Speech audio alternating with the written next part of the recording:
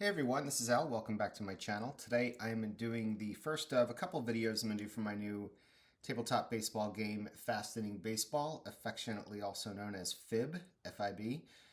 This game is a follow-up to the Fast Drive football game that I put out a couple of years ago and is a quick playing, team quality for the most part, based baseball game that is primarily aimed at letting you get through season replays quicker by using this along with a longer playing at bat by at bat game. But as a standalone game, I'm really enjoying it. It's fun for larger projects, which is actually kind of the point of this first video. This first video is all about introducing you to the FIB player cards, team cards. See, it's even hard to get out of the habit when you've been playing tabletop baseball games so long to say that. So we're not going to dive into the game book today, only to say that there's a little bit of a difference with FIB in that there's not going to be one game book for all seasons. You're going to have individual game books for all seasons because really all the math is in here and all the team qualities are on the cards. So for now, I'm just going to set this game book aside. Just wanted you to get a look at it, and we'll dive into gameplay in this game book in a future video. So as part of the release, I wanted to not only produce a number of seasons so people could play the game with the seasons, but also put together a greatest team set. And as I mentioned on the Facebook community pages, once I started doing that, it was hard to stop. So I ended up with 112 of the top teams in baseball over the past 100 years. Really just curated the list via lists on the internet and my own knowledge of the game. Primarily, you're going to find 100 game winners on this list, as well as division, league, and world champions. And finally, I did ensure that each franchise got at least 3 teams in here, so nobody's left out. Another reason why you needed so many slots. So let me just talk about the anatomy of a team card first, because I think I've been getting a lot of questions about that. So first, let's get the easy stuff out of the way, the fluff. You've got team colors, you've got the year and franchise name, you've got a tag here, whether they were a world champion, league champion, or division champion, or it'll be blank if they didn't have any of those things. The division or league that they were in, their record for the year, the ballpark they played in, and the manager or managers that led the team that year. Down on the bottom right, you've got the game logo, but you also have these two arrows pointing away from each other. These are special for this set or for any set where the teams have been normalized. This indicates that this is not part of a season set and that instead you want to use this with the cross arrow charts that I was showing earlier. Let's say cross arrow right there. The difference between these cards and other cards is they've been normalized for cross arrow play, meaning simply that the pitching grades have been rebalanced for a mid-70s center point. So those teams that played pitcher grades that are poor because they played in high run scoring years, they will be improved, and pitchers that played in low run scoring years where the whips were generally lower, they're going to be bumped down a bit. So it all evens out and makes it a lot of fun to play tournaments with all the teams in this big stack of cards. For those of you that aren't familiar with whip, it's walks and hits per innings pitched. It's a great way to measure a pitcher's effectiveness and does a really good job in FIB of bringing that narrative to the game while keeping the run scoring in range for how the game engine was designed. So that's the color of the cards. Now, the data that's on the cards and that drives the game is as follows. So the ballparks all have a rating. Neutral means that they fell into line with what the league average was that year. Pitcher's Park and Hitter's Park. Pitcher's Park, there's fewer home runs hit there, and Hitter's Park, there were more home runs hit there. The pitchers themselves have a position: starting pitchers, relief pitchers, and closers. Their name, their grade is based on their whip. And don't worry, if you don't see a pitcher that you like in any of these cards, it's very easy to add your own. The instructions are in the rules for, or the procedure for making your own players is in the instructions. Stamina grade is what ST stands for. That's how many innings they can pitch without losing effectiveness, that and which is translated into their grade going down. How they do versus power hitters, do they give up more home runs? Do they give up fewer home runs? And finally, this finder column is there simply for you to be able to roll 2 dice and get your starting pitcher for the game. This is good for one-offs or just when you want to add some randomness into the matchup. So that's what that is there for. And it's based on how many games that pitcher started that season and weighted accordingly. You'll notice that the bullpen is just the word bullpen. I feel that the way bullpen usage is done in History Maker Baseball Express was so satisfying and so well done that I brought it into this game. So the primary bullpen pitchers are all aggregated into one grade, weighted appropriately based on their whip and innings pitched, and also giving a power rating. There is no stamina, as you can leave the bullpen in as long as you need to. You assume that pitchers are brought in and out as needed, and really speeds up the game and just makes it a lot more enjoyable to get through those later innings. But I do call out the closer because I do think, closers have a certain recognition quality more so to me than bullpen pitchers, and it's fun to get them in the game too. So there are rules around usage for starting pitchers, the relief pitching, and closers in the instructions. You'll be able to go through those and read all about it. But just know that all the players that you see, both in the pitching and the hitting, is from the top tables in baseballreference.com. These are the most common pitchers in the rotation. The most common relief pitchers are used to calculate the bullpen grade, and of course the closer as also called out, the primary closer as called out by baseballreference.com. Moving on to the hitters, again you have the primary position players, their name, a clutch rating. The clutch rating is fun. It's a win probability rating, fairly new. It again comes from baseballreference.com. It describes how well a hitter performed in high leverage, i.e. clutch situations that season. So you're going to see this rating change season to season for the same player. It means if a batter comes into the game batting 280, when he's in high leverage situations, is he batting higher than 280? And if so, he's going to get a grade higher than B. Is he hitting about the same? Going to get a B grade. But if he fails to produce the same as he does in normal situations, he's going to get a lower grade. The reason why I use that is because the times in the game when a clutch batter comes into play in FIB is in when you have men on base and it's a high leverage situation. In general, sometimes you'll get a clutch roll when the game's out of hand, but there's really nothing I can do about that. So you just kind of roll with it at that point.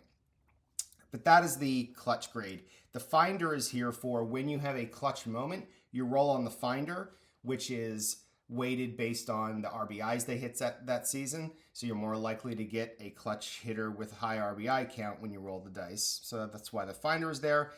They each get a home run finder result if they hit a significant number of home runs that season. Significant is not the best word. If they hit more than a couple, they will. If they hit more than 3% of the team's total, they'll get a range on here. So when a home run out of the game book happens, you simply roll on this table to see who hit the home run, and there's a separate table to see how many runs were scored with that home run. The heartbeat of the game really are these team ratings. This is still at its heart a team rating based game. So scoring is going to be low, semi-low, neutral, semi-high, or high. Power is going to be weak, semi-weak, neutral, semi-strong, or strong. And defense, you've got porous, semi-porous, neutral, semi-solid, and full solid. What's cool about defense is there's two mechanisms at work here. One, the primary named rating, porous or solid or neutral, impacts how many errors are committed by the team. And the game engine uses errors as a way to bring in sort of that defensive narrative. So for each error, there's a 50% chance that will turn into a run.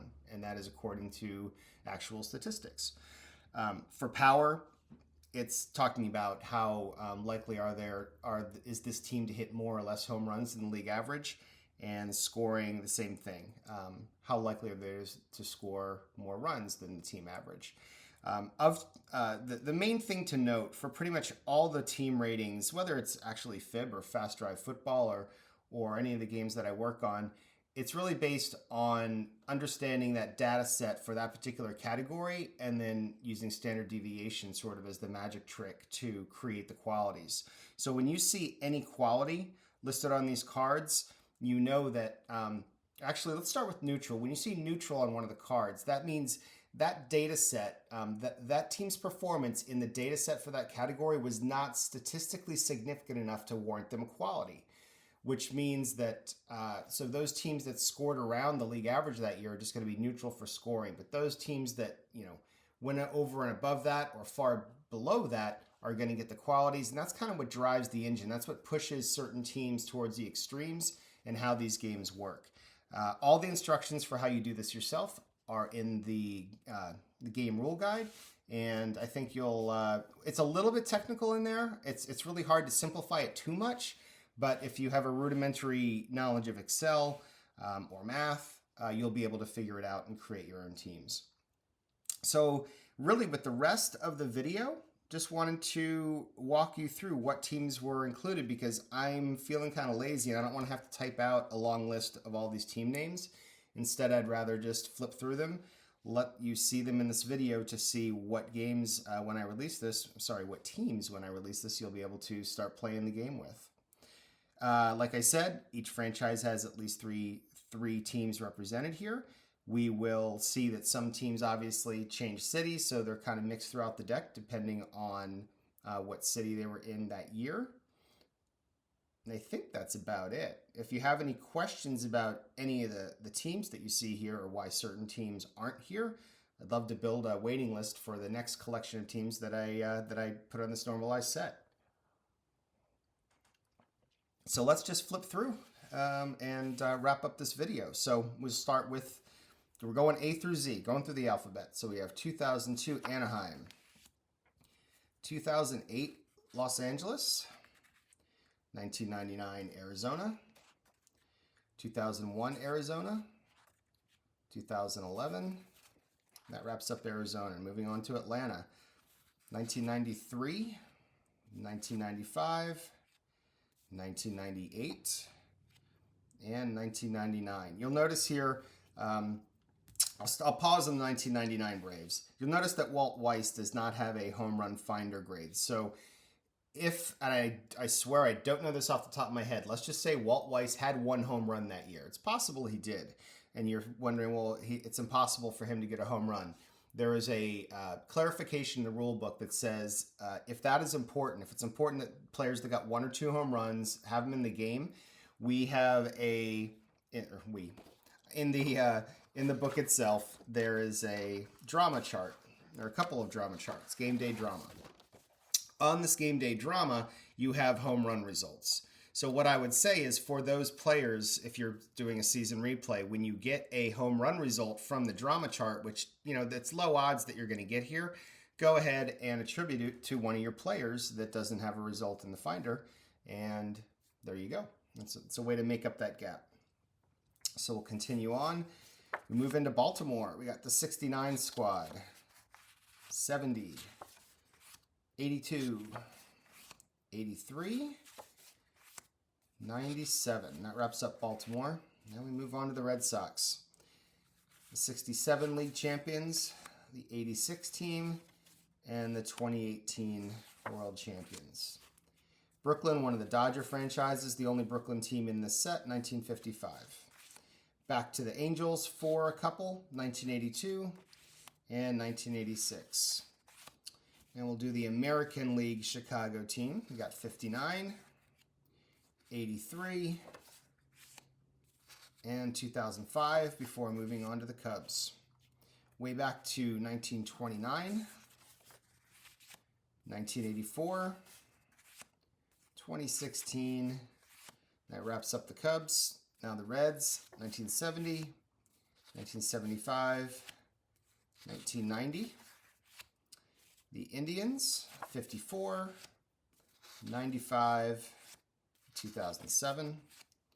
Rockies, 97, 2007, and 2009. I should also mention that these are, I am printing myself on perforated cardstock. I'll probably add the information about where to order that from if you're interested on the website or in the FAQ when I get that built. And the game itself, when you download the PDF, it does come with cut lines, and it's really easy. It's 4 cards per page, 2 cuts, you're good. So I think it makes it really easy to jump right in. Moving on to Detroit, 1968, 1984, and 2006. Now Florida, 97, 2003, and 2008. Houston, a number of Houston teams. They made a lot of the greatest teams list number of years. So we've got 1980, 1986, 2005, 2017, 2019, and 2022. Kansas City, 77, 80, and 2015. Back to the Dodgers for a bunch of Dodgers teams. 65, 77, 88, 2017, and 2022. Milwaukee, 1957, 1982, 2011, and 2018. Minnesota, 65, 70, 91, and 2006. The current Washington franchise is represented by 2 Montreal teams and 2 Washington teams. So the 2 Montreal teams are 79 and 94. Everybody seems to have a lot of affection for this 94 team. Let's see, now on to the Bombers. We've got 27, 39, 57, 61, 77, 98, 2009. On to the Mets, 69, 85, and 86. Oakland, 72, 73, and 88. Philadelphia, 77, 80, 2008. The American League Philadelphia squad, 29 and 31. On to Pittsburgh, 71, 79, and 91. San Diego, 84, 96, 98. San Francisco, 62, 93, 2012. Seattle gets 97, 2001, and their 116-win season, and 2022. Cardinals, 1942, 1967, 1985, 2004, and 2011. The Rays, 2008, 2011, 2021. The Rangers, current world champions, 99, 2011, 2016, and 2023. The Blue Jays, 85, 92, 93, and finally, the last 2 teams, we already saw the Expos, and then we've got the 2012 Nationals and the 2019 Nationals. One thing I also want to show, it's a set like this isn't complete when you have all the best teams without trying to get some worse teams into the mix as well. So made a dozen teams that had over 100 or more wins, picked one team from a dozen different franchises. I'm sure we can add to this set over time. But for now, we've got the 32 Red Sox, the 35 Braves, the 42 Phils, the 52 Pirates, the 62 Mets, the 66 Cubs, the 69 Padres, the 70 White Sox, 78 Mariners, 82 Reds, 85 Giants, 91 Indians, 2002 Brewers, 03 Tigers, 2018 Orioles, and the 2023 Kansas City Royals. Why did I say? I said Orioles, then Royals. Okay. So that's it. You've got 112 of the greatest teams. You've got 12 more not so great teams, giving you 124 teams to play with out of the box. There's also going to be a number of seasons available for the game when it comes out. So hoping everybody's going to check that out. For now, that's it. Just wanted to give you guys an overview of the team cards and show you what was happening with the cross-arrow play cards and which teams were available so that you could immediately go to the Facebook page and tell me what team I missed, which is fine. I'll just go ahead and put it on the backlog into the queue for an expansion to this at some point in the future. And look forward to more videos coming up where I go into gameplay. That's it for now. Thanks for watching. Talk to you guys later.